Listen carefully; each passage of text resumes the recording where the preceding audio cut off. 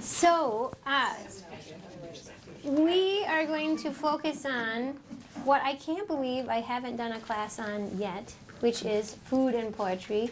For those of you who don't know, my day job as a poet is running a cooking school at the Good Food Store. And I often like to tell people when teaching classes on food that if I can now teach food, anyone could. Because when I was an undergrad at University of Michigan studying classics, I knew how to make two things, black bean burritos and hummus. I had absolutely no interest in anything but poetry. But as life and travels and things would develop, I found myself eating across Europe while living there and becoming really fascinated with food. And while I was in grad school, after living abroad for probably about 8 years, I would write in the morning, and at night I would be incredibly lonely. I was living alone in way, way remote northern Michigan. So I would cook by memory. So I would remember, like, oh, I remember those chestnut flour ravioli I had that cold November day in Spoleto. So I had no idea what I was doing, and thank God the internet does know what it's doing to some degree. So that's how I learned to cook, by memory, by desire, loneliness, as well as I soon realized if I made lots of food, I could invite people over. And what became really quite fun in that context was I was also teaching 2 departments at the university, or at Northern Michigan, in the poetry, as well as I was teaching English as a second language. And I just so happened to be teaching Vietnamese nuns, Indian priests, and a handful of women from Odessa. So we would have some fabulous nights of food and culture, which was fun. So that's a little background on how food and poetry came into my life. And when I moved to Missoula, wanting to adjunct at the U, I needed a day job. And so I got a job at the Good Food Store. And it's become my, no pun intended, bread and butter. But what's really wonderful about these 2 necessities, which I believe they both are, and as Kevin Young will point out in a moment, that food and poetry seems almost so obvious. We've been working throughout the years on everything from point of view or voice to gratitude to these abstract concepts, and I realized, let's get concrete. Let's return to all of these wonderful aspects of our sensual and necessities of ourselves, which food allows. So that's what we're going to do. So I know it's kind of quick, fast, and dirty, but hopefully fun, and that you will produce, up to you, as many poems as you'd like.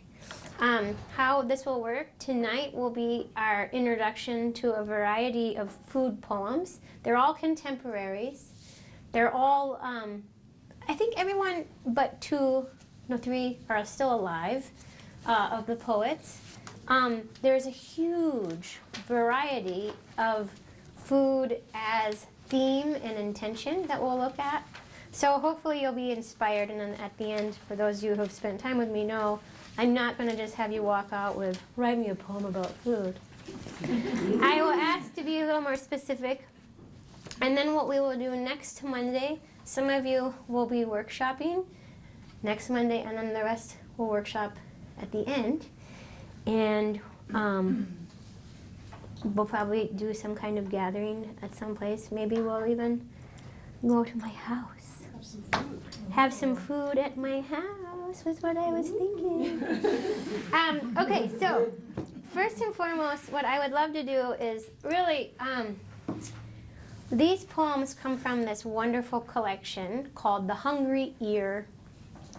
And so I really have Kevin Young to thank for putting this together.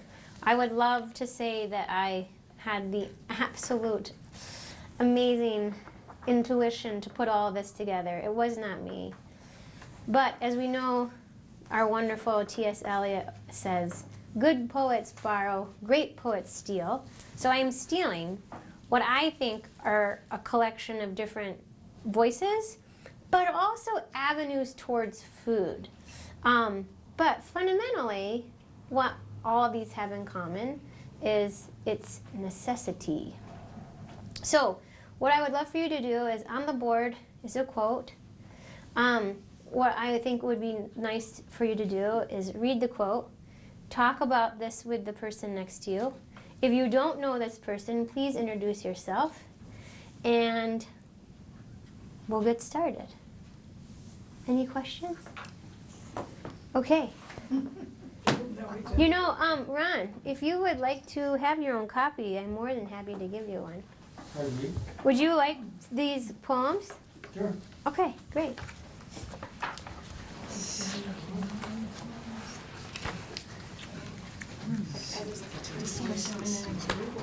Yeah, you can do group or pair. And you, Virginia, you can buddy up with either. Hi, I'm Virginia. Virginia, I'm Rita. Evelyn. All right, Ron, just so you don't feel completely like you're just through the lens. Okay, let's look at this quote. Bitterroot, and what's the other thing you said? Huckleberry. Oh, when I lived on Vashon Island. So I was really taken by, this comes from the intro by Kevin Young, and you know, and there are of course a lot of different statements, but I was really drawn to this statement for a specific word here. That I was kind of like, I've been trying to kind of figure out why, as a poet by nature, it's why do I enjoy working with food so much? And I especially love teaching kids food. I teach kids camps in the summer. And I love it when parents, I don't allow parents in the room, first of all. And I don't let kids any younger than 7 for specific reasons. But one of the things that we do every class is we sit with yes, cloth napkins, and yes, water glasses. And it's amazing to see 7-year-olds have conversations with each other while eating. And I was realizing one day that I thought this is really great. And I thought, you know, if you set it up, people will be equal at the table. But you have to set it up well. You can't expect equality. I don't think you can expect that. But if you set up and hopefully have a table of equal level, it's amazing what 7-year-olds will do. Just think what adults are capable of.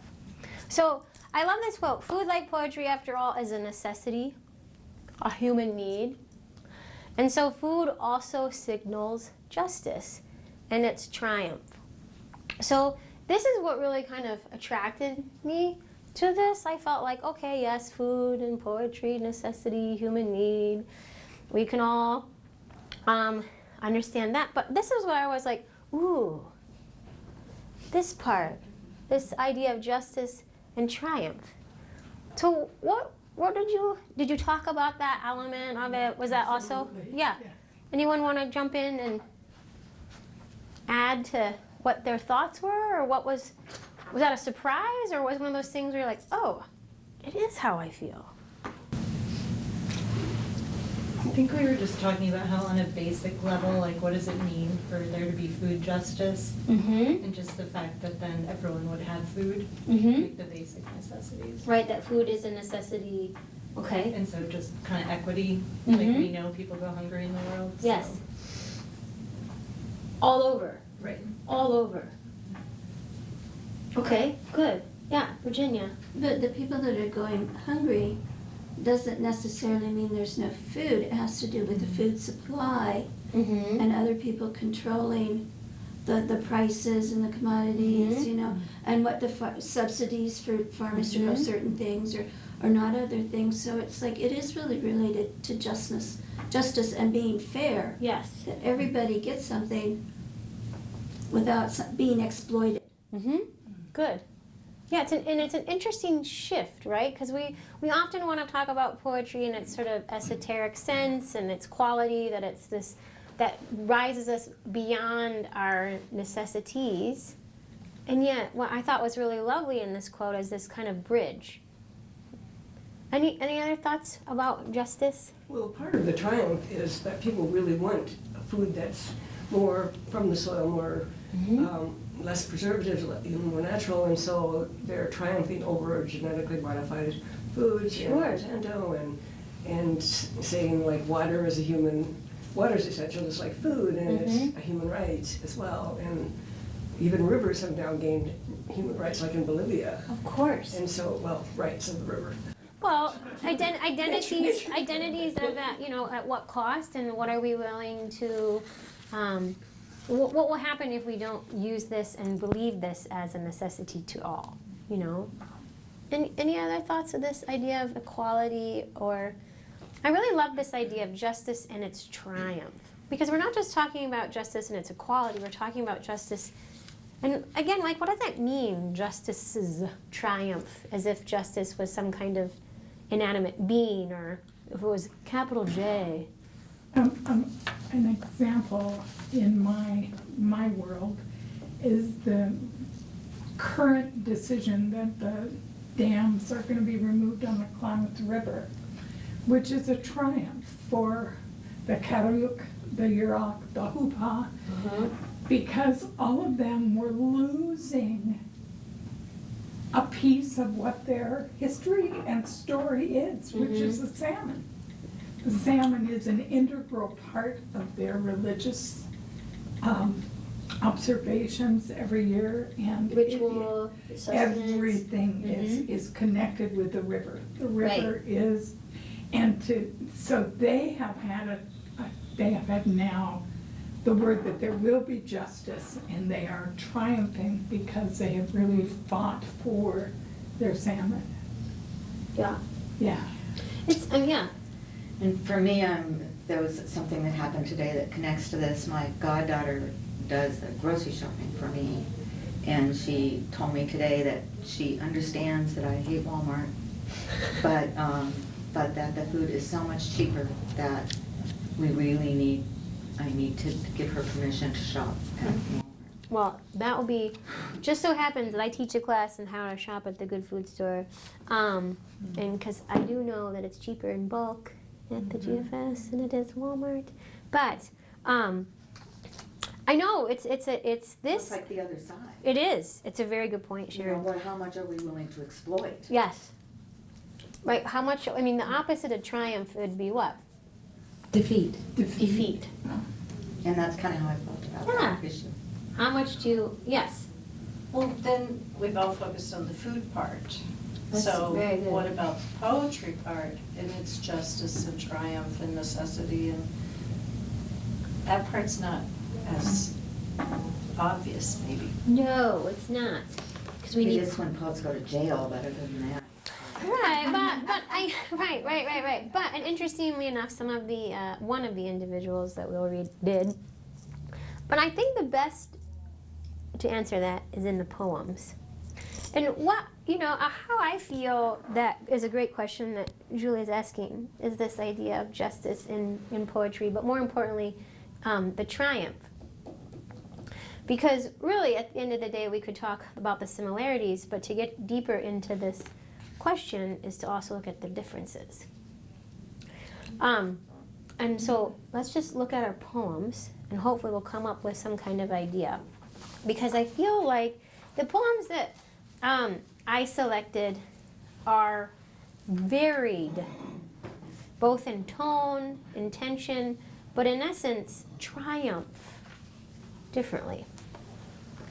So our first poem that I would love for someone to read, and we probably won't get through all of the poems, but we're probably going to read some of my favorites.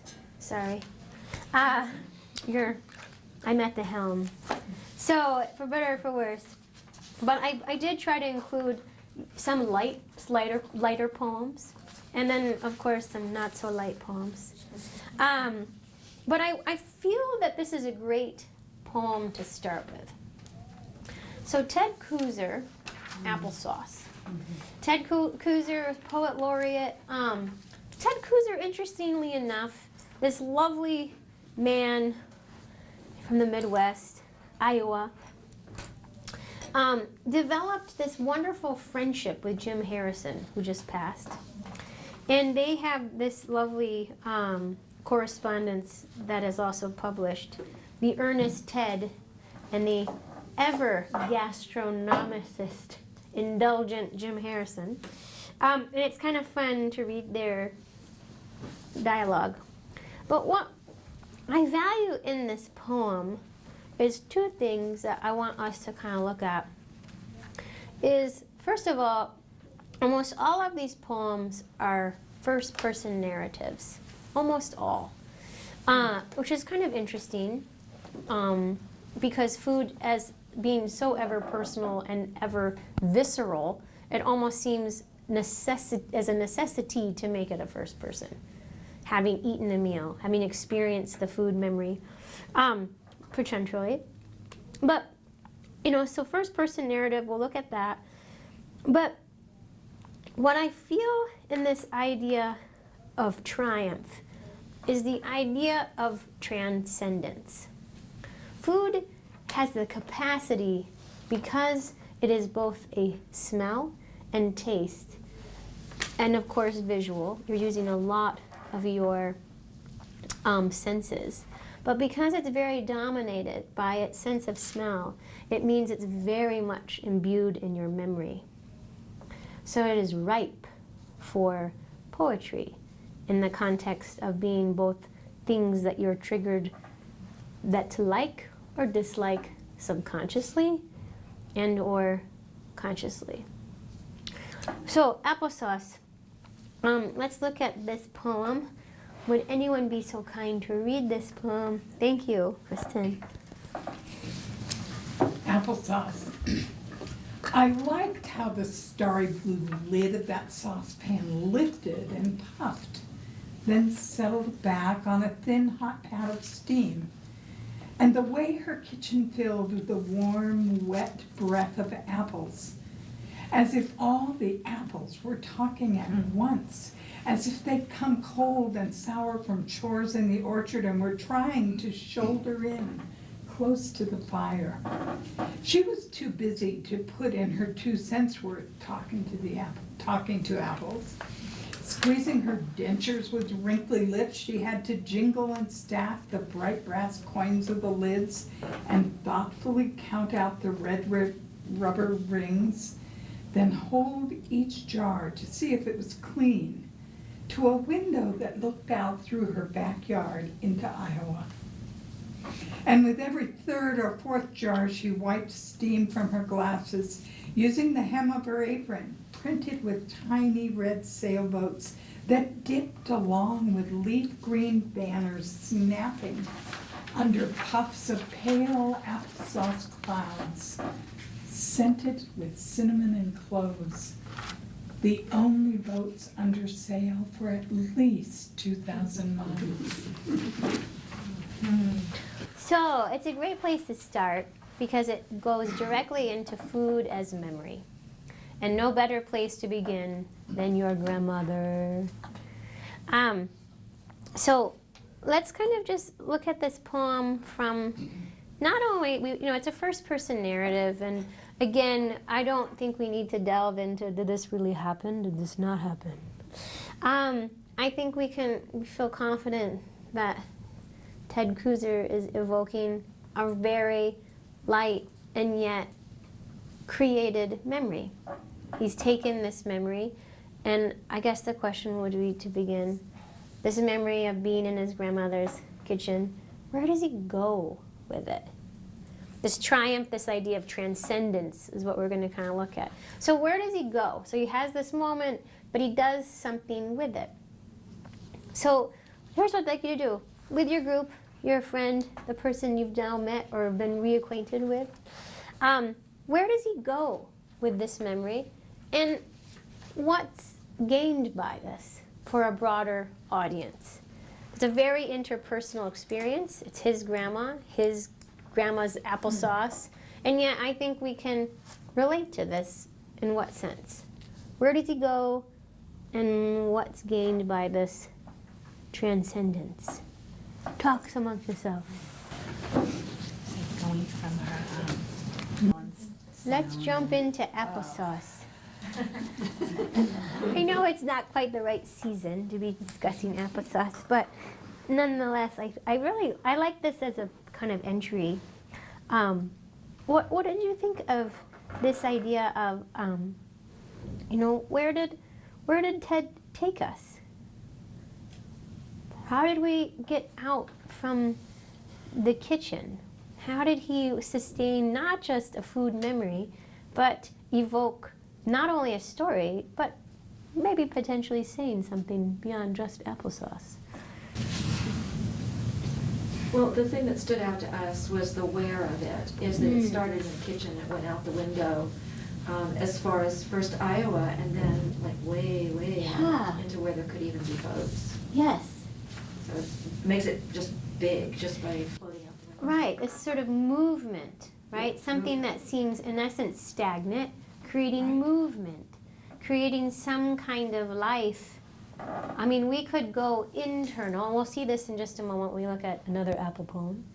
But, there's something about taking this, and this is a really great thing to steal.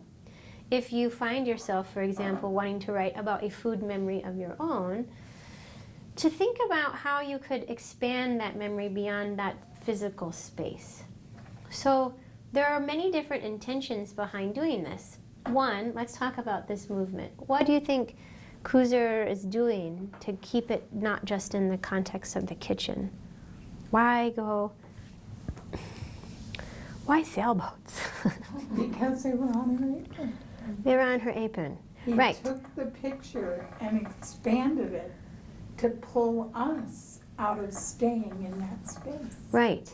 And so they're on the apron, so we can say, Ted could be like, well, that's the apron that she wore. But he's a poet. He's not going to just leave it at that. So the value of taking that print, and maybe it was really cherries, okay? Right? This is, again, maybe if Ted was here, he would be like, there were really cherries on the apron, but I needed movement.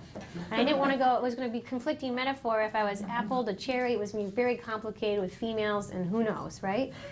So, but this idea that these sailboats on this apron, but again, like what? I mean, why sailboats?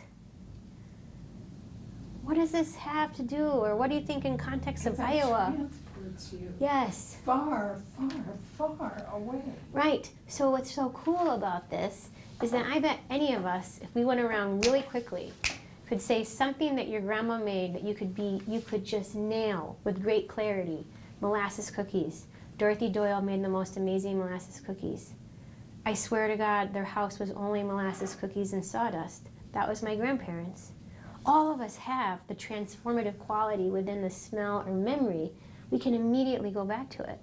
That's why I felt like where he took us, I mean, it's much bigger, doesn't it? Yeah. It's not geographic even. No. I said that it felt to me like I was remembering this. Exactly. So let's look at that. It's a great idea, Sharon. Like, okay, so we have these sailboats. We don't necessarily, we know it's Iowa because I've said he's in Iowa, because now we know. If he But, says it's Iowa. I'm right.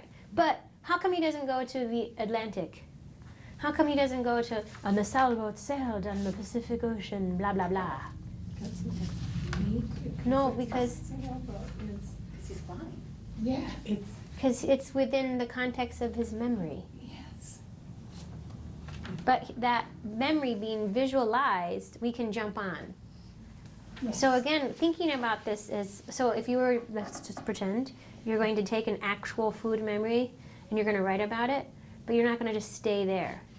You're going to do something with it. Now, movement helps in this idea of visualization. It creates new images for us. But let's say that Ted's saying something more than just applesauce. I mean, so this idea of transcending, what do you think he's trying to tell us with this?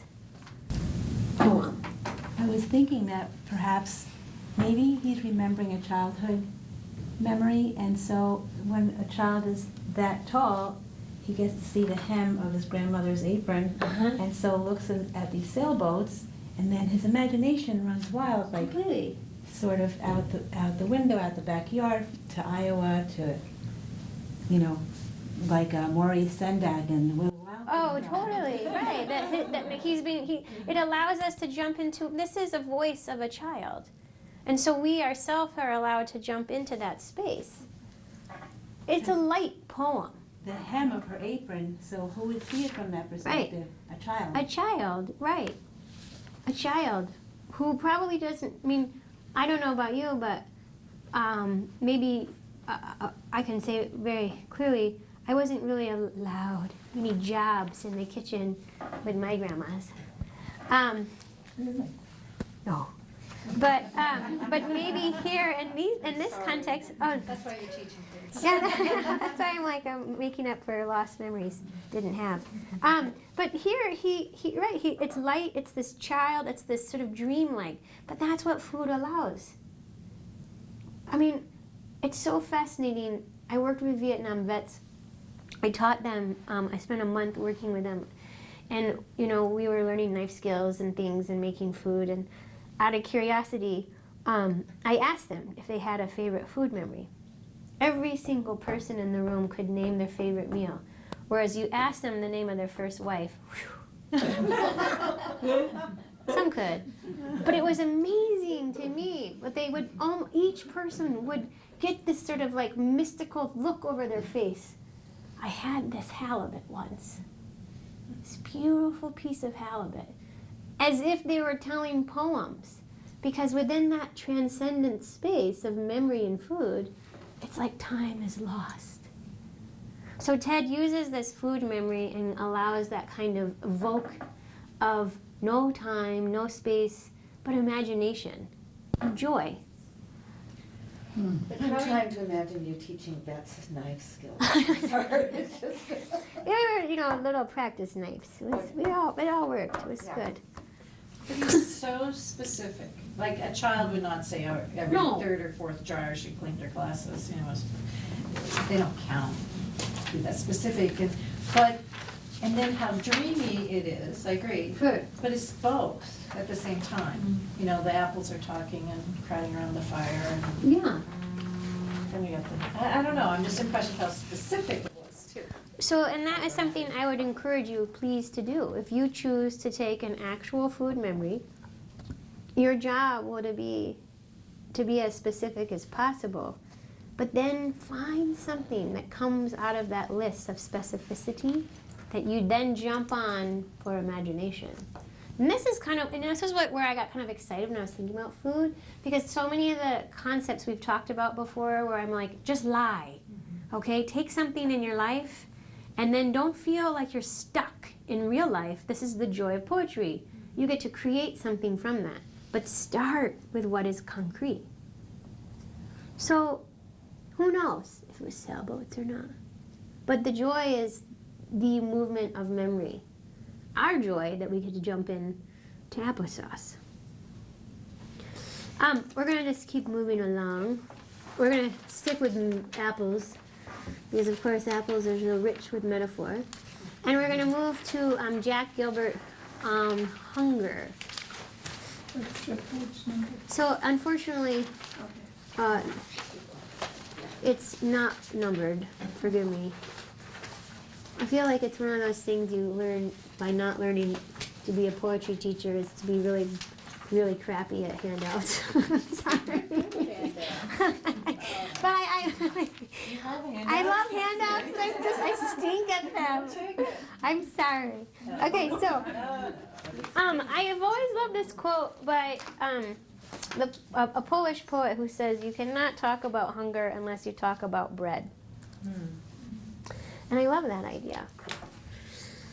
Adam Zikowicz, it's like, I'll spell it wrong. I once knew it by heart. But you cannot talk about hunger without talking about bread. It's as if these two coincide, and if these two need each other, the abstract and the concrete. So again, the triumph is the transcendence. So within this poem, very different tone. We're going to go to a different dimension and sort of movement. We're not going to jump out into the ocean. We're going to go back into the apple. Would someone be so kind to read this, please? I'll read it. Thank you, Sharon. Hunger.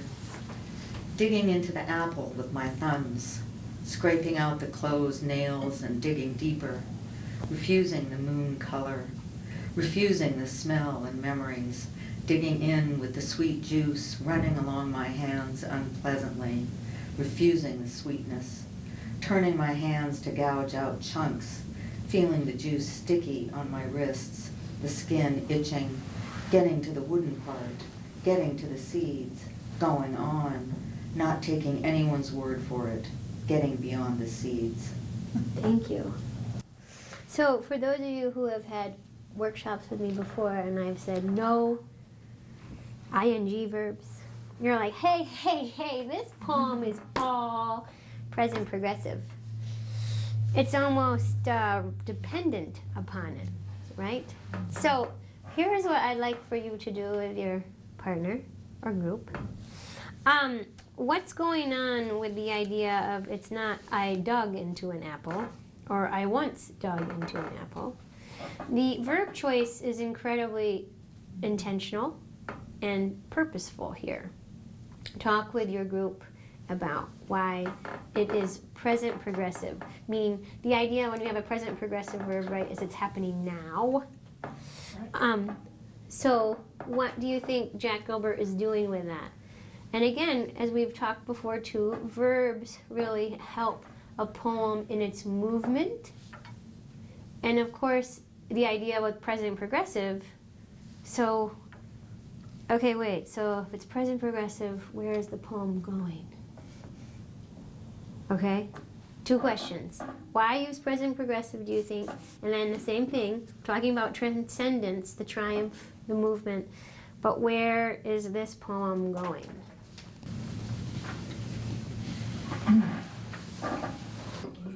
Okay, let's jump in. I don't know, I'm stuck. I know you're like, well, so the first poem was really fun, and I felt like we all really had something to say.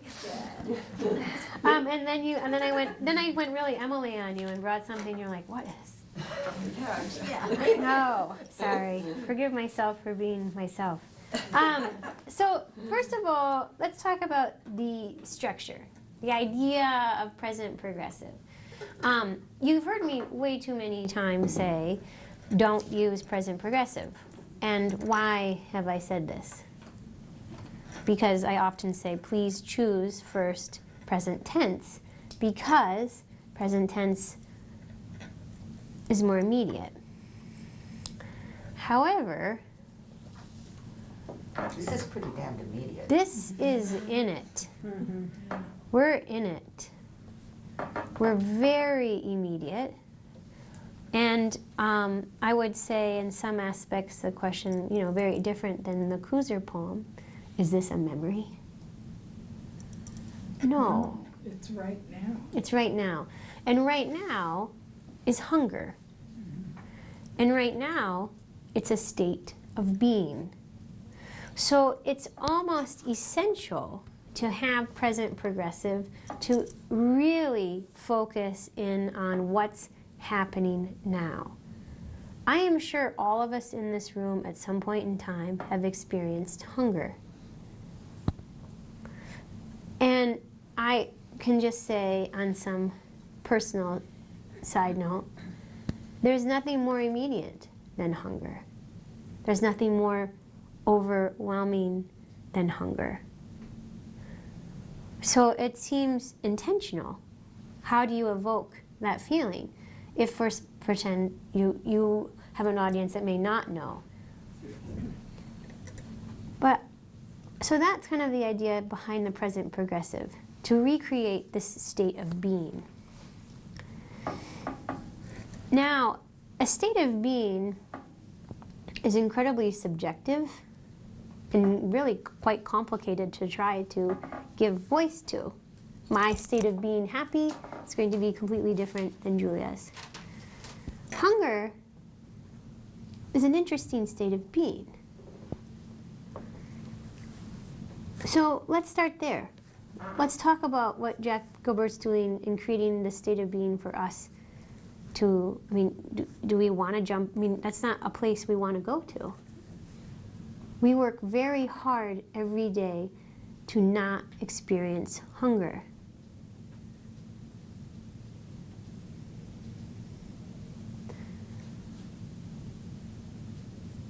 So why write about it? Sometimes what we refuse is more important than what we seek, I suppose. Mhm.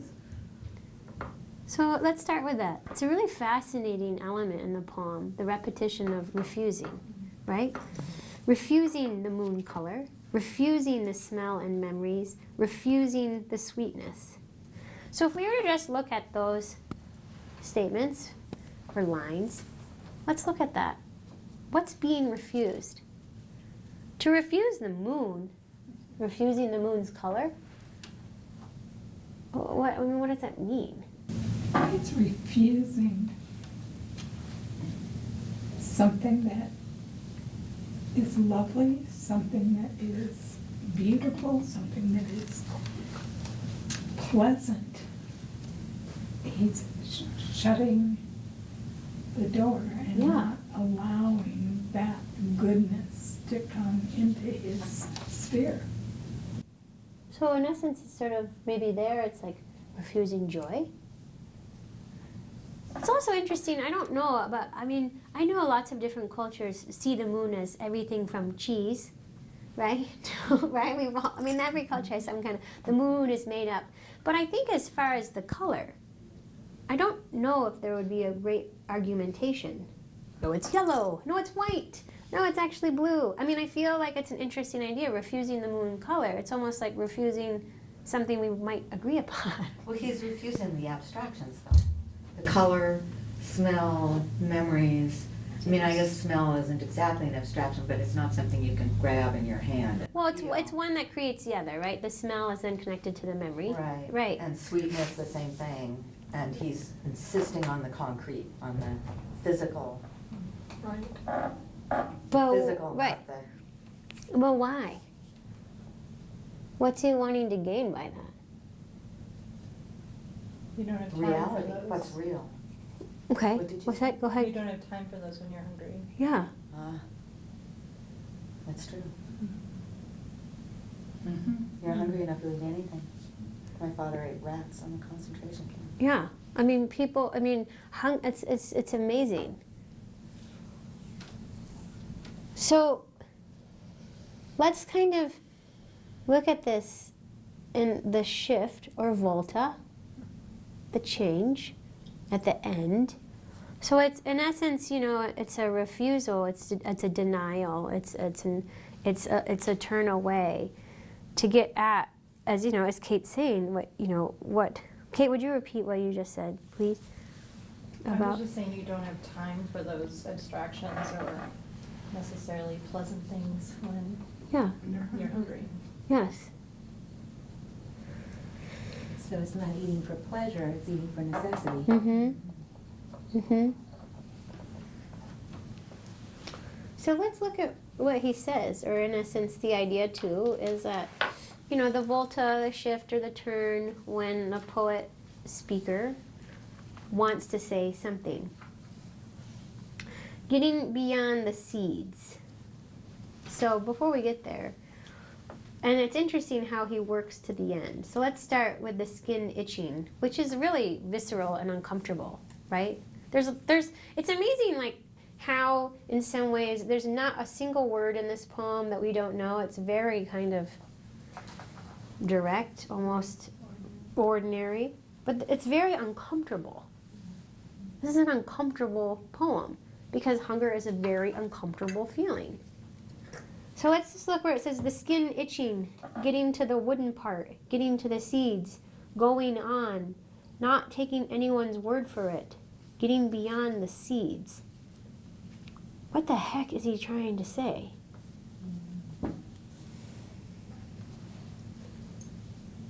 What does it mean, getting beyond the seeds? Is he talking about the underlying cause of hunger? I mean, is he somehow getting to that justice thing? Because Go with it, Rita. What do you think? I kind of think so, because it's like, you can't, somebody can say, oh, they're hungry, but that doesn't have that personal connection. It's like, oh, there's 6 million people that are hungry, and there's food available, but they can't afford it because they're not able to function in the global economy, because the dollar economy, people just, most food, people have such small little coins. Yeah. And so, so really, you have to planting the seeds of justice in a way, getting to the seeds of why people are hungry. To me, I can see some of that because, it's just such a deep, gnawing thing in our society. Yeah. And I can see that in him and then in the poem. No, it's a beautiful analogy, as well as I think that is where he's trying to go, because it is culturally very difficult to talk about. And it is, again, this idea, or in essence, a responsibility of a poet to merge the both visceral and political. How do you merge the visceral and political? Well, I think a great place is to start with hunger.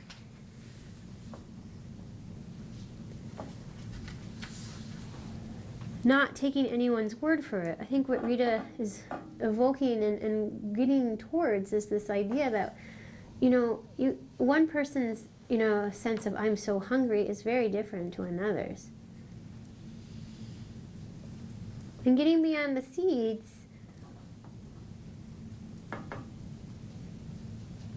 it's getting beyond just, getting beyond the what? What word would you put instead? If not seeds, getting beyond The core? Yeah. Yeah. I mean, we don't have an answer as to why we have so many millions hungry. Do we? It is a question that I think has plagued people at all times, and of course poets who I believe, and especially a poet like Jack Gilbert, who would feel a responsibility to be a voice of starving, and yet also know that it's subjective. One of the most interesting parts about this poem is it's called Hunger, and there's absolutely zero eating happening. Right? There's no eating. No eating. It's not hungry, it's hunger. Right, exactly, Julia. I'm hungry. It's not, oh, I'm starving. I haven't had anything since breakfast. This is descriptive of what that means Mm-hmm. to the body, Yes. to the being. What is hunger? Well, exactly. What is it? It's not I'm hungry. No. No. And it's getting to what Evelyn was saying about this idea of your core. Yes. It's getting into that. If you could get into the core side of an animal being of hunger, what would it look like? It's a really, it's an amazing approach to food. And again, it's testament to how much movement can happen in a very short space. Let's take a little bathroom break, 5 minutes, and then we'll come back for some more. We'll move on to a different poem.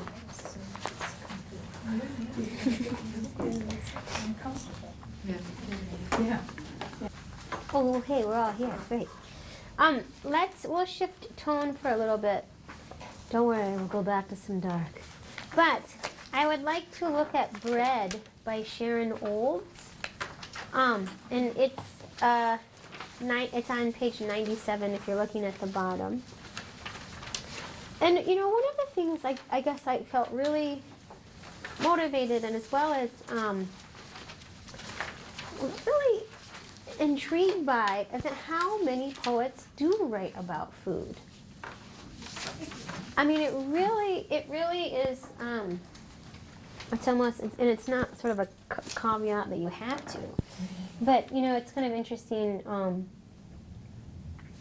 that as a quality. But so Sharon Olds, and this poem, I believe is not as recent, but It is out of probably within the last 15 years.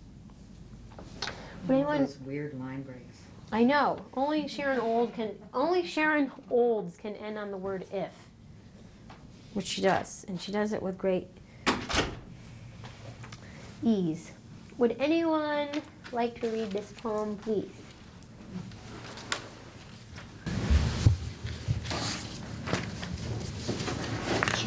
Okay, Julia, thank you. Okay, bread. When my daughter makes bread, a cloud of flour hangs in the air like pollen. She sifts and sifts again, the salt and sugar close as the grain of her skin. She heats the water to body temperature with the sausage lard, fragrant as her scalp the day before hair wash, and works them together on a floured board. Her broad palms bend the paste towards her, and the heel of her hand presses it away, until the dough begins to snap, glassy and elastic as the torso bending over it.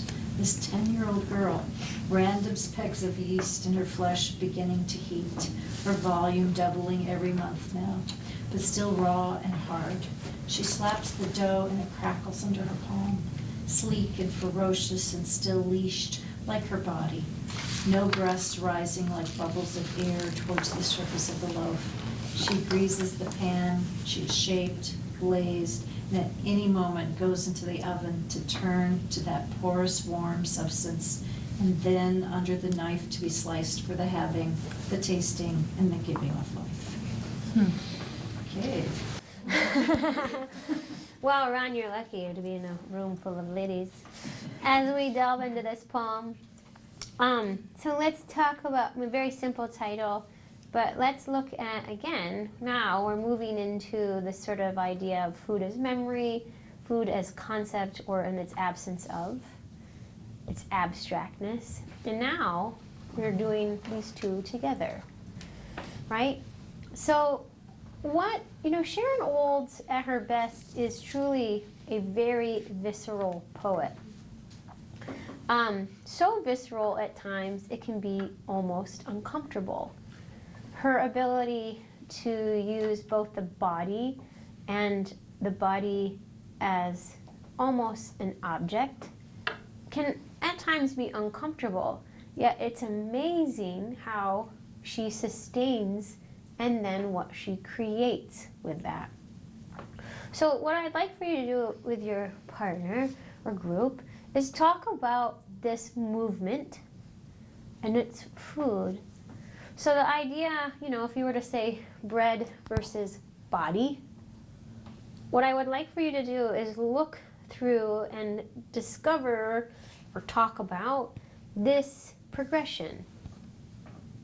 And really, the value of bread, potentially this actually happened. Maybe Sharon Olds was making bread and taught her daughter, and of course came up with the poem, blah, blah, blah. However, I have a feeling no. Partly because I had the amazing, fortunate opportunity to work with Sharon Olds for a week. It was very, and all I did was just sort of like absorb her. I don't think I said anything. I was just, and she stands like this tall, and she's the frailest person. I went up to her, I'm like, I'm sorry, I have to hug you. Is that okay? And she's like, yes, it's fine. And I was like, me, I'm, and she produces such power on the page. And I feel like what's moving in this poem is a lot of potential power. So, body, bread, this movement, this body, this potential power. I would love for you to talk about that. Take a moment with your partner before we talk as a group. And just to give it. Okay, let's hop in, just because I want to, mostly because I have two more poems. But I would, as a poem about food, I think there's a certain level of discomfort in this. regardless, I think, of gender. But also, it's a fascinating parallel. And it's a needed discomfort. So wait, okay, let's talk about first this idea of bread and body. What's quite fascinating is we've been trained, I think many of us, in breaking bread has often been a masculine idea.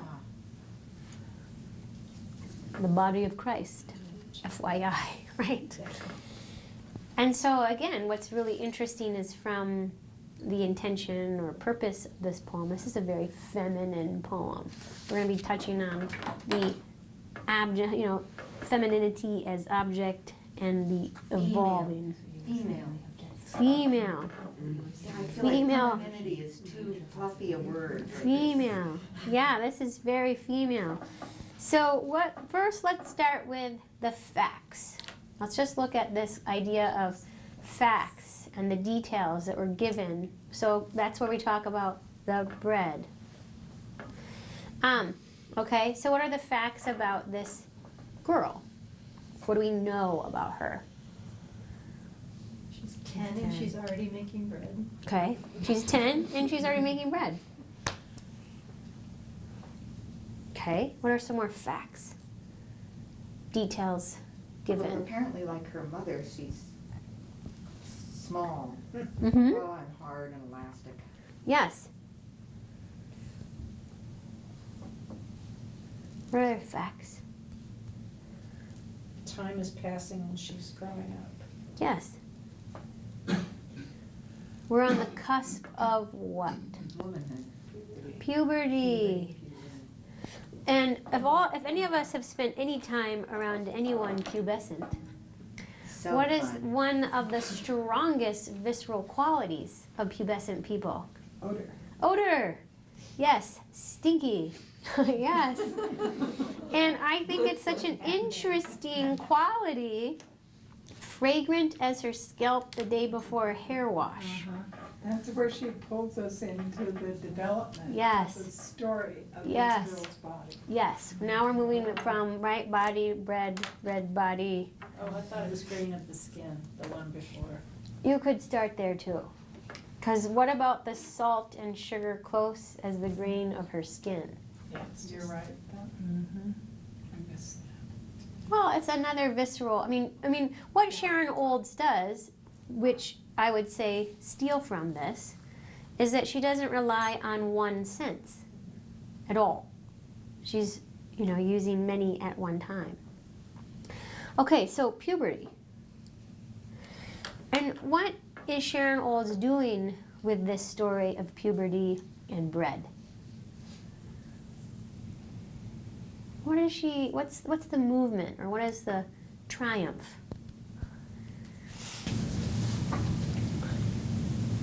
She's recognizing and embracing the changes in her daughter, just as she sees the changes occurring in the bread as the making progresses. Her daughter is also progressing and changing. And the real attention to detail in, how to make bread, as we know, for those of us who have, it is a very visceral experience. To learn how to make bread is to learn how to touch well.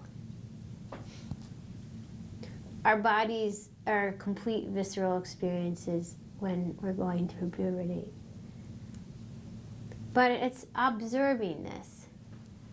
And it's the observation that then becomes, in some essence, not just visceral and concrete. Where does Sharon Olds take this, though? So we go through all these facts, we go through the process. So let's kind of look at the end and where the movement really goes, as well as this is where Sharon Olds is, quote unquote, saying something, right? This idea of the turn or volta when the poet says something. Go ahead. Yeah, Kristen. I feel like at that point she is making a statement about when the transition to womanhood occurs, that the road that follows is prescribed by society, and that she's going to be sliced for the having, the tasting, and the giving of life. That. And what's the tone of this poem? Tone being the attitude of the poet. The possibility of her becoming objectified Yeah. when Yes. becoming a woman, and even like being sliced with a knife, like perhaps even in a C-section. Yeah, I think, Julia overheard the word, C-section, or you can get incredibly graphic and just say that's alluding to sex with a man. It's potentially graphic, potentially very, again, still visceral. However, how does the poem end? Life-giving, giving life. The woman and the bread, both life-giving. Yeah, Yes. right. Both life-giving, and also this sort of, I don't know if I want to say acceptance, but potentially, what do you think? What do you think the tone of it under the knife, to be sliced for the having, the tasting, very visceral, almost potentially graphic, and then shifting to, and the giving of life. Well, a mother is saying it, so that seems significant to me. Yeah, exactly. Sure. How? That she's bringing it back to herself. Yeah. That's what she's done. She's given this girl who's baking bread life. So it's really interesting to teach ninth graders Greek mythology, and when you teach them about where love comes from, and you have to use words like, so there was this situation and somebody was castrated, and then bubbles out from this moment is love. Ninth graders are like, this is disgusting, this is horrible, this is terrifying, but it's an interesting quality or story to introduce. Of course, too often it's just this idea of its story, of the duality. That can you have one without the other, but yet at the end it's still this cycle.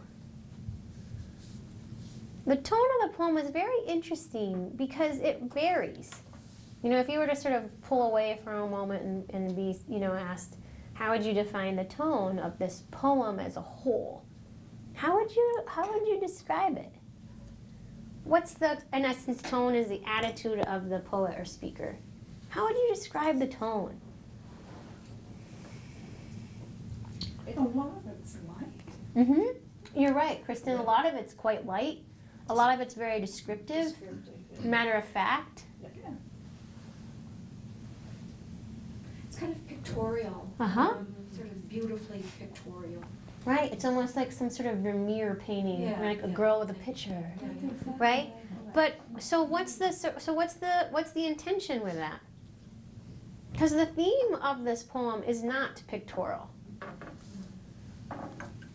So why do that? What's Sharon Old's intention behind that? I think she really wanted a dramatic contrast, and Yeah. the ending disturbed me because I was thinking of how women are so often raped and then they have no choice, and to me there's so much sexual violence against women that somehow or another I could see that in there because It's hard not to. Yeah, It's hard not to, Rita. It's really hard. And I've struggled with this poem because I don't know what I think the tone of this is. And I don't think you're supposed to have one tone. Because why? Well, because there isn't just one. And if I think of myself being the mother watching this child, and I don't have children of my own, but I've watched children at this stage, it's with an appreciation of the beauty that there's something really beautiful about this transition. And regret and anticipation and fear, dread, it's all mixed up together because there's nothing the mother or there's nothing you can do about it. No, it's not going to stop. It's right. It is a process that won't stop, And it will go where it goes and, Just like the bread. just like the bread. yeah, sort of like that. There's so much you can control, and then you can't control it anymore. No. Right. And you have to do a certain amount of kneading and manipulating to get that bread to then set aside and rise, kneading again and manipulating, rise. And you have to detach from that. Mhm. Put it into the oven. Yeah. And then it goes away. And then you let does it what go. it's gonna do. And then all of a sudden, this thing you put so much energy and time into, you have to let it go, and hopefully it'll be sustenance to someone else. Like the mother with the daughter, you have to let the daughter go. Yeah. Again, it's taking something incredibly simple and complicating, but also complicating in essence, also kind of really, I think we could look at it as being complicated, or we could also look at it as being elevated. Elevating does not necessarily mean better. It's Meaning- essential. Yes, it's essential. Okay, so next two poems that we're going to look at tonight, I think are essential in the world of food and poetry. We're going to look at Larry Levis's poem, and it's Picking Grapes in an Abandoned Vineyard. And so, just so you know, the poem goes 191, 190, and then I inserted the page that you have. So don't flip over here. It's on this next page. Okay? Make sense? Okay, great. So Larry Levis. So Larry Levis, for those of you who've spent any time with me, there's two people that you probably have heard of, Jack Gilbert and Larry Levis.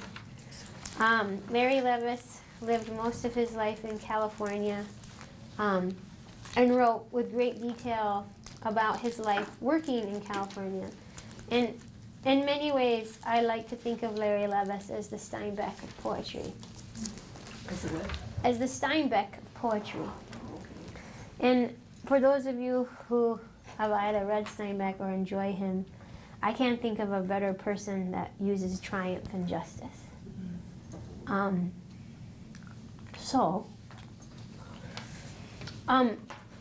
This is a longer poem, but what I feel is really quite enjoyable about Larry Levis is this kind of rhythmic space that you kind of go in with his poetry.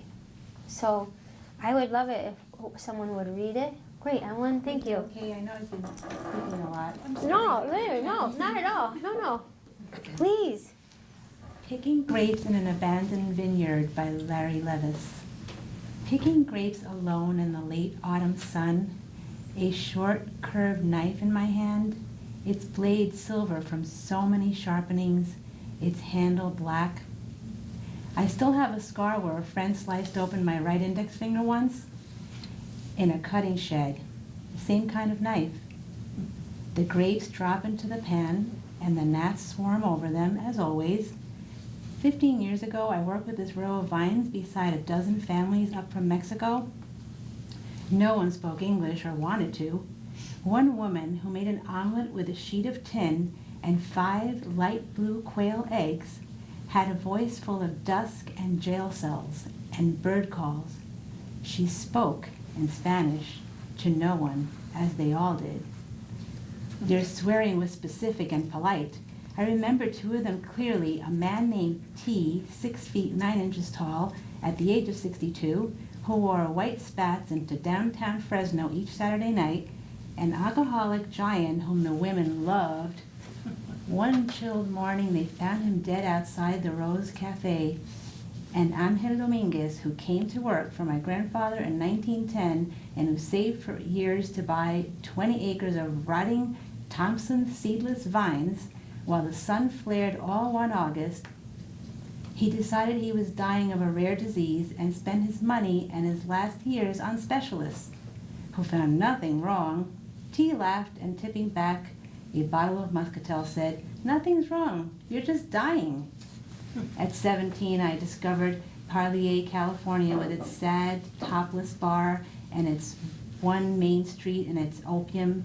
I would stand still and chalk my cue stick in Johnny Paloris' East Front pool hall and watch the room filling with tobacco smoke as the sun set through one window. Now all I hear are the vines rustling as I go from one to the next, the long canes holding up dry leaves, reddening so late in the year. What the vines want must be the silence spreading over each town, over the dance halls and the dying parks, and the police drowsing in their cruisers under the stars. What the men who worked here wanted was a drink strong enough to let out what laughter they had. I can still see the two of them. T smiles and lets his yellow teeth shine, while Angel, the serious one for whom death was a rare disease, purses his lips and looks down as if he's already mourning himself, a soft gray hat between his hands. Today, in honor of them, I press thumb against the flat part of this blade and steady a bunch of red Malaga grapes with one hand, the way they showed me, and cut, and close my eyes to hear them laugh at me again, and then hearing nothing, no one, carry the grapes up to the solemn house where I was born. That is so beautiful. I never read that before. Thank you.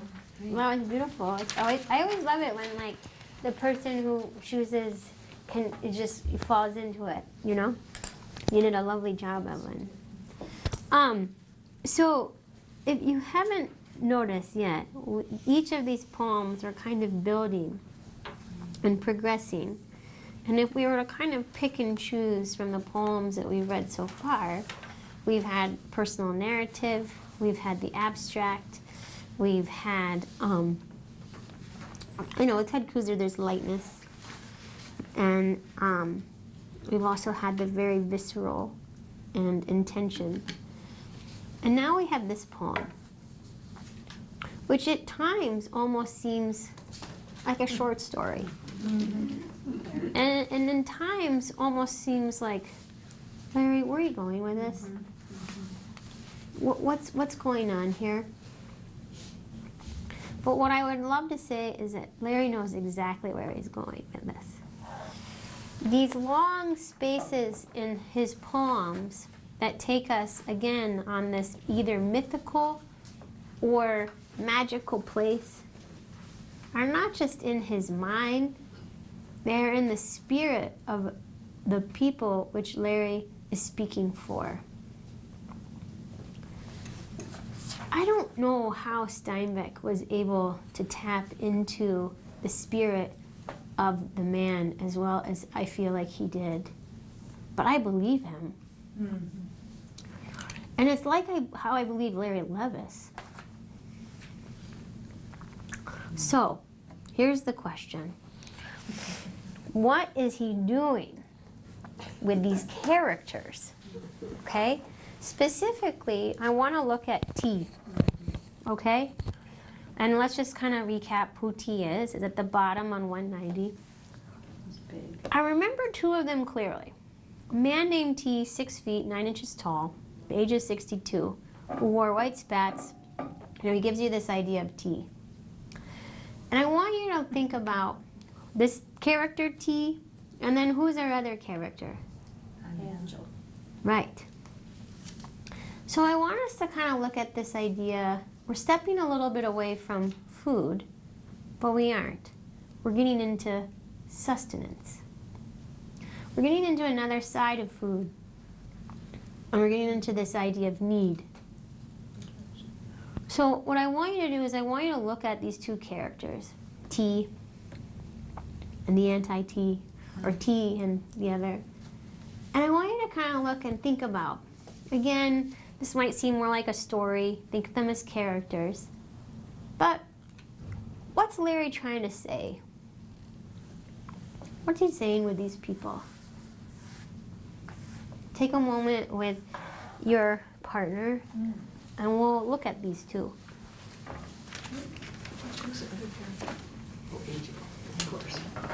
Okay.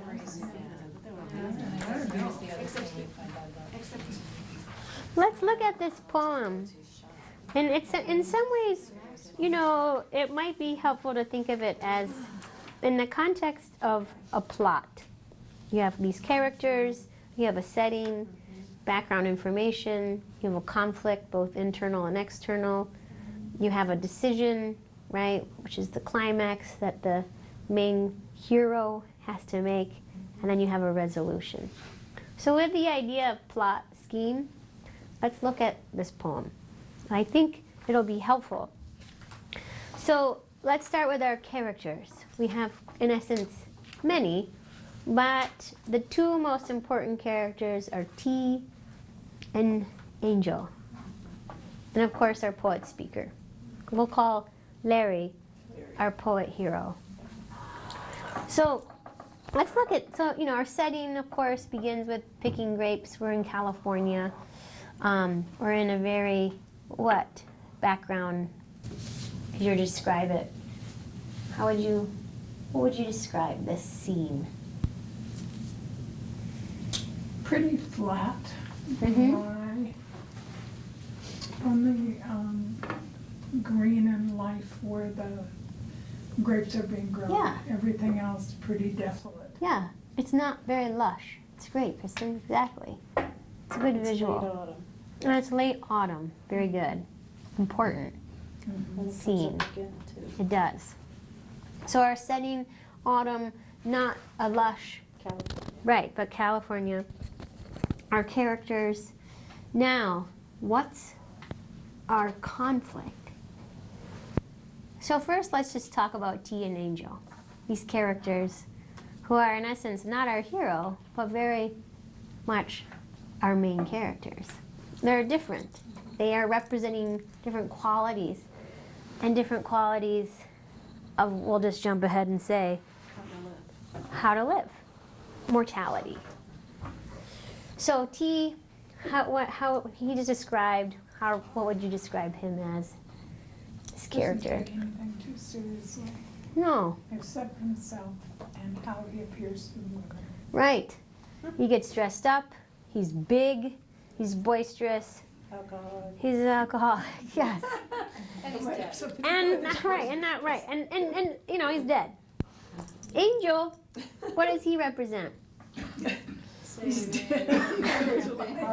Right, he worked hard, he saved, but what was going on with Angel? What was his? He was obsessed with dying. He was obsessed. Hypochondriac, obsessed with dying. Nothing's wrong, you're just dying. So, let's say these characters have intention, purpose. What's he doing with that? That we have these two choices, I mean, Sure. but he doesn't say that explicitly. No, of course, this is a poem.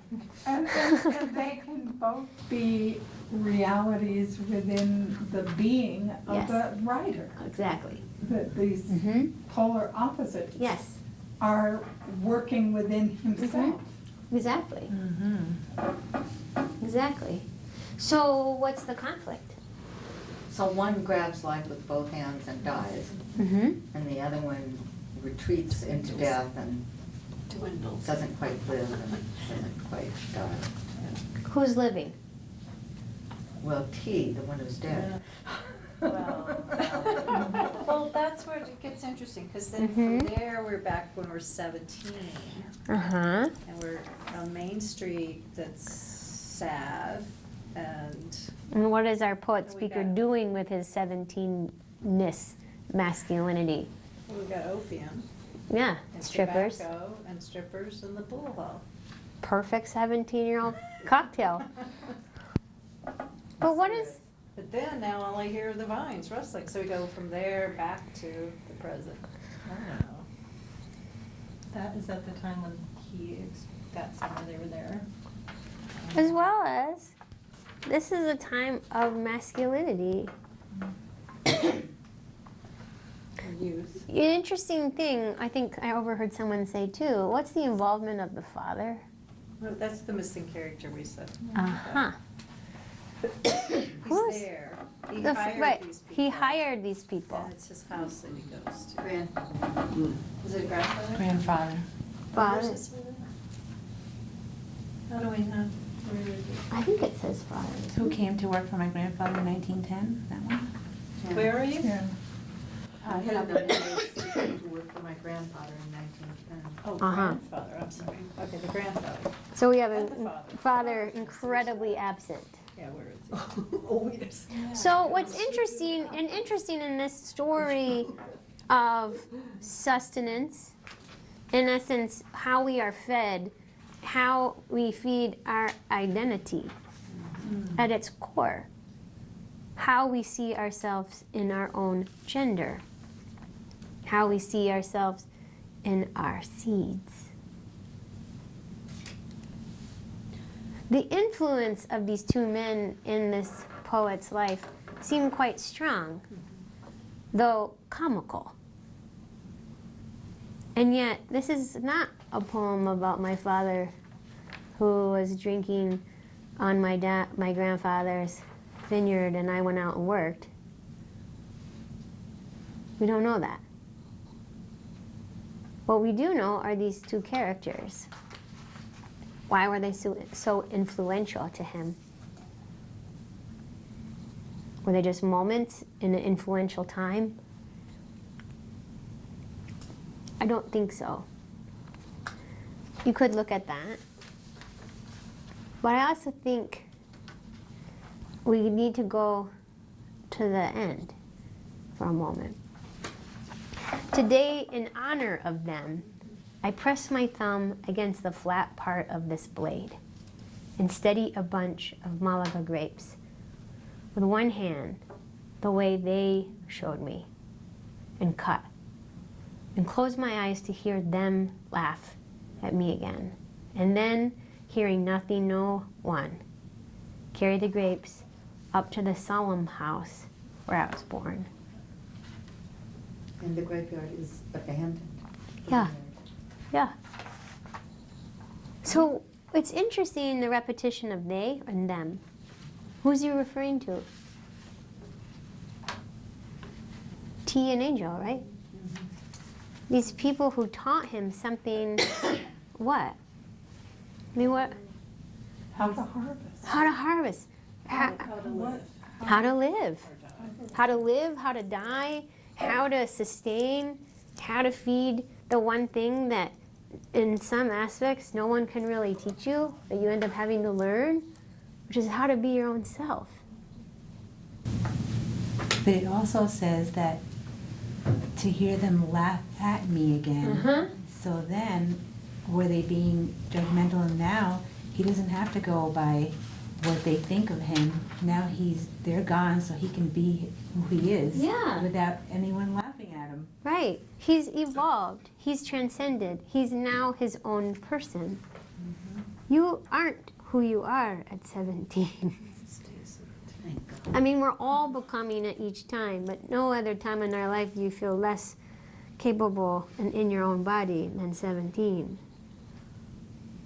It's puberty on acid, in a way. You're just all over the place. But you're so desperately wanting to hold on to what is influenced in your life. As well as, I think it's really fascinating that the choice of these two characters. Let's look at the very last line. Those two characters are the descriptors of a young male looking at his own development and dealing with those two very different polarities. Yeah, exactly, Kristen. And trying to figure out on that cusp of who to be. Yes. Neither of them are the hero. Neither of them are good or bad. They are completely different in what, how they view and what they have worked towards. And they coexist Right. within this growing, developing man. Right. So this idea of what sustains us or how we seek sustenance, how do we become who we become, is a challenging and fascinating process. Yes. Well, it's interesting that that process happens away from the house. Yes. That he's out there in the fields, and the fields where all the harvesting and the life is going on. Yes. And the little community is going on, and the two men are interacting. That's all out there, and then he harvests and brings it into the quiet Yeah. house where he was born. It's, in essence, too, kind of an interesting metaphor on the work of poetry. But you do, and you observe, and you have all of this act outside, but then you harvest in. It's an interesting look into identity and food as sustenance of self. Where I was born, it's a solemn house. Interesting word choice and tone. I want to ask a question. Do you think Yeah. that he knew Spanish? Because they didn't want to learn English. And I almost felt that he was learning from just seeing and hearing the laughter and observing everything. And I'm not sure that they had the common language, but I wasn't Well, worried about that. I know for personal experience, I actually worked on a grape harvest. I was the only female, and it was really interesting. The Mexican men were like, "You have a boyfriend?" And I was like, "Yes." And they're like, "Why are you working? You have a bad boyfriend. Are you in this field because you're working?" And I was like, "No, I want to be here because I think it's pretty." And they're like, "What?" You know? And they would make fun of me, but it was really, it made sense. I would have made fun of myself too. But it was really amazing because it was amazing how much we communicated without knowing each other's language. Gestures, a lot of gestures. But I think that kind of alienation is intentional that Larry Levis is pointing out, as well as hyper showing his lack. I don't think Larry was trying to work at learning to speak Spanish. He was 17. He was just trying to work at figuring out who he was. And getting a sense of what they were talking about. Yeah. Even if not understanding it. But the direction of the wind of their words was Yeah. important to him to kind of. Well, as well as I think he's kind of seeking this masculinity. He's trying to figure out who he is, and he's looking to these individuals he's working with. He's 32 when he writes this. Yeah. It says he's 15 years ago, no, you're 17, Yeah. that makes him 32. I thought it was interesting, and I have a question too, that the only other person is the friend that cuts him. Uh-huh. And what in the world is a cutting shed? What do you do in a cutting shed? Is that a grape thing going on? I don't know. I thought potentially where you go and you take all your cuttings and then you load them. That's what I thought. Okay. But it was just a weird. yeah, it has a right. It has. I mean, it does have a somewhat kind of negative connotation. I wondered about class too. Yes. I wondered about class. And when Yeah. you told your No, story, it's I a. thought about class also. It is. It's a really. It's a huge part, and it's also again. His grandfather. Yeah, his grandfather, Fired, and here he is working, and he's wanting to be, in essence, I am with you, I'm working with you, in essence, also, I'm never going to be part. Okay, last but not least, as we talk about transcendence, I can't think of a better person to end with than Lee Young Lee. Was So- he the one that wrote about the knife in the other poem too? Yes. Okay. Yes. Got a lot of knife There's a lot of All right. knife and California and working in fields. Yes. So from Blossoms, Lee Young Lee. What page? Next to the last, at the back. It says 300 at the bottom. What does it say? The title is From Blossoms, Lee Young Lee. Okay. The other side of it is Matthew Dickman. This is what man or woman? As a man. Okay, just checking it out. I don't know. It's a good question. Would anyone be so kind to read this, please? Oh, Thanks, Rita. from blossoms. Lee Young Lee. From blossoms come this brown paper bag of peaches we bought from the boy at the bend in the road where we turned toward signs painted peaches. From laden boughs, from hands, from sweet fellowship in the bins comes nectar at the roadside. Succulent peaches we devour, dusty skin and all, comes this familiar dust of summer, dust we eat. Oh, to take what we love inside, to carry within us an orchard, to eat not only the skin, but the shade, not only the sugar, but the days, to hold the fruit in our hands, adore it, then bite into the round jubilance of peach. There are days we live as if death were nowhere in the background, from joy to joy to joy, from wing to wing, from blossom to impossible blossom, to sweet, impossible blossom. Thank you, Rita.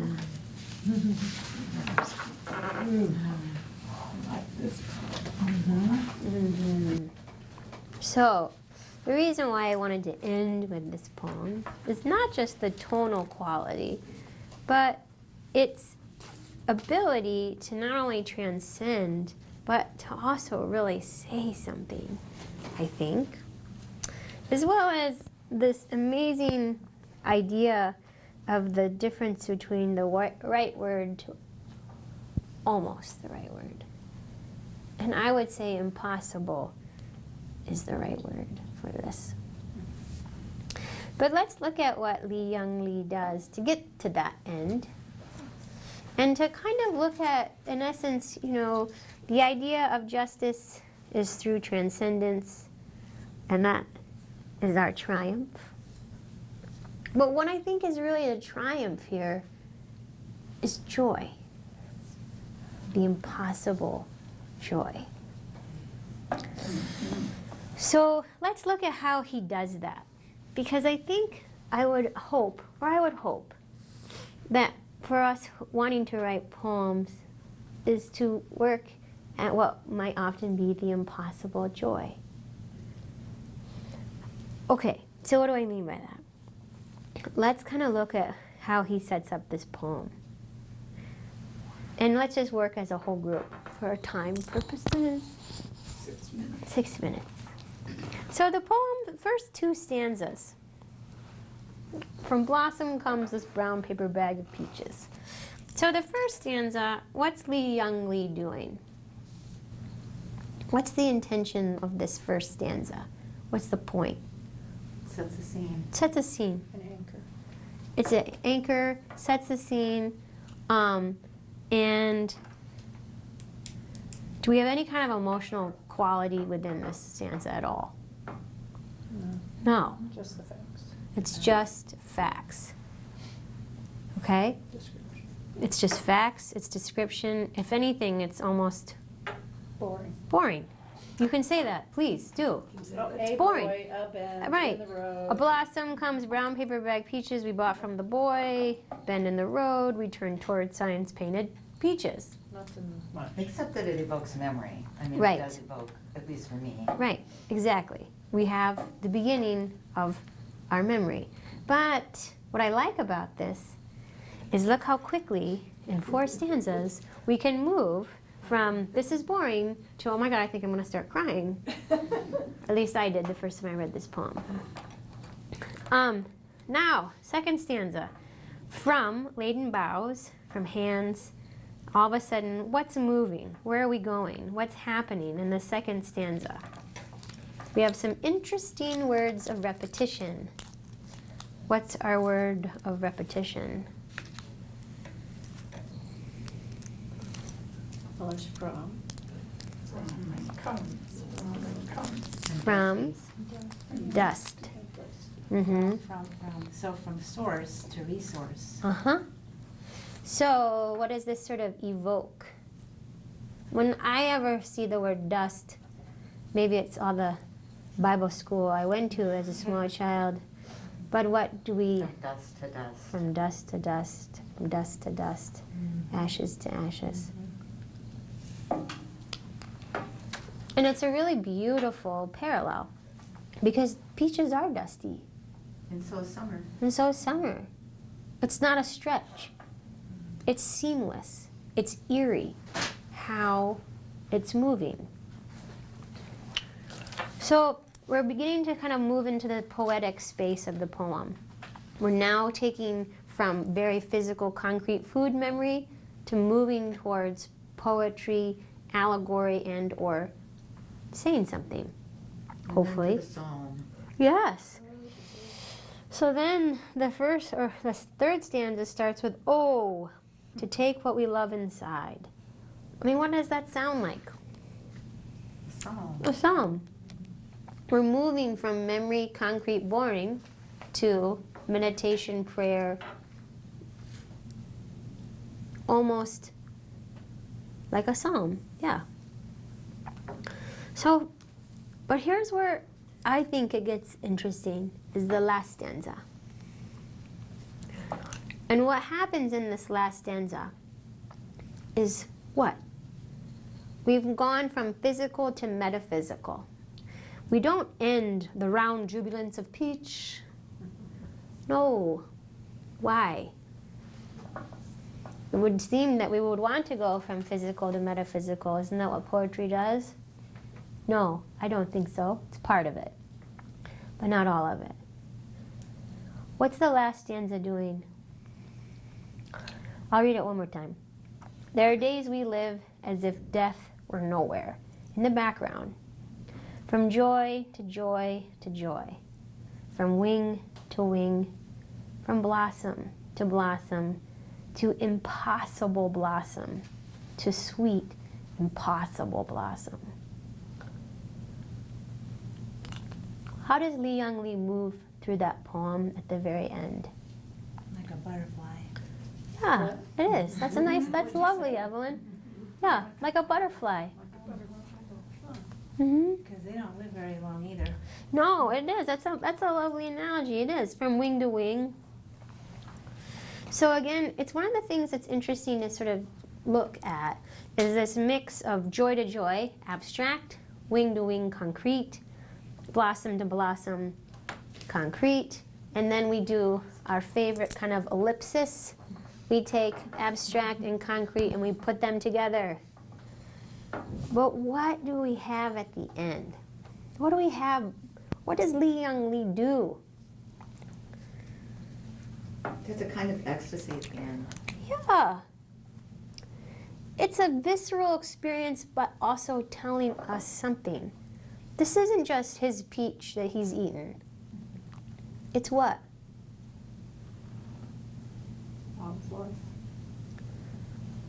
It's our opportunity. It's our opportunity to take this impossible blossom and see joy.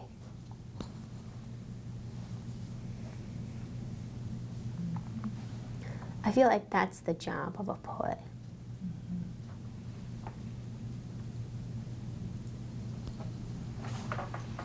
So, here's your job.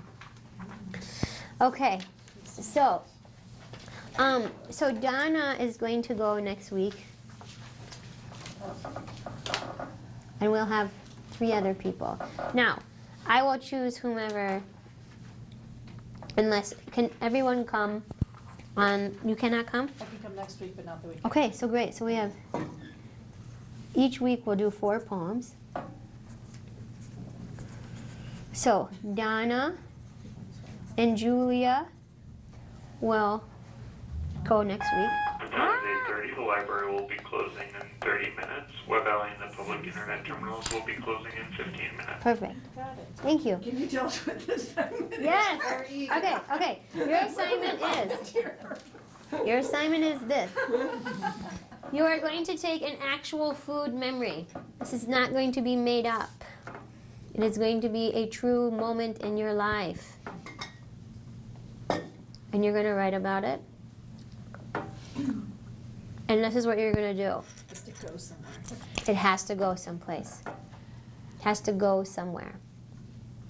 I would encourage you to write at least 4 or 5 stanzas, but no more.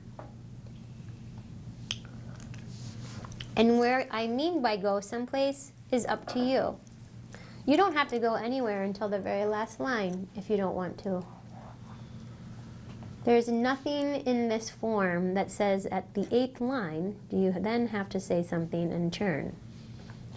But You have to be profound though, right? well, I want you to go someplace. I want you to risk saying something. I want you to risk saying something. I want you to use your life and your food memory to say something beyond its visceral experience. Are we still focusing on justice and triumph, or not necessarily? Not necessarily. Okay. Not necessarily. And I feel that what is value and why I will in is justice and triumph are very heavy hitting words that too often lend themselves to. Now I'm going to tell you why I think what I think.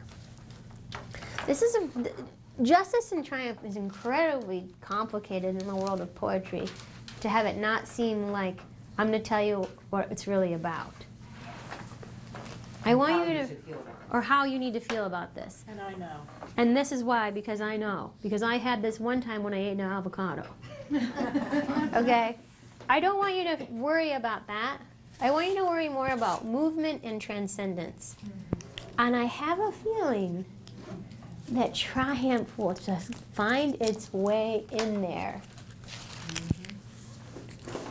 Some kind of triumph. Thank you so much for coming. I look forward to seeing you. Now, for those of you who don't know if you're up next week, that means you get to do 2 poems. So Julia and Donna, you are more than, if you would like, to write a poem afterwards. You can always send it to me. Your option. Okay? Sounds good? All right. You guys are probably hungry. You need to go eat something now, right?